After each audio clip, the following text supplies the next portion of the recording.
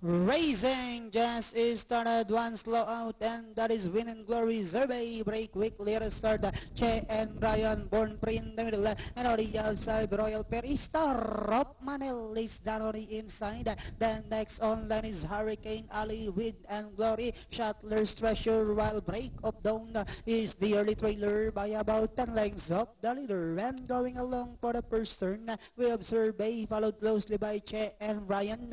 Born Praise down on the inside. Then next on line is Star of Manila. Royal Pair comes next. Hurricane Ali. Then followed by Break of Dawn, Wind and Glory secondless. While Shuttler's Treasure is still racing in less. Half-mile distance they traveled.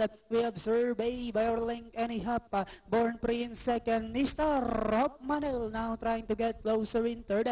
Then next on line now is Hurricane Ali. Royal Pair comes next. Down on the inside, Che and Ryan. Wind and Glory likewise arriving at the scene. Then down on the inside is Breakout Down, while Shuttler's Treasure is still racing in last 400 meters of the race. We have Born Fraser by moving up. Hurricane Ali on the outside.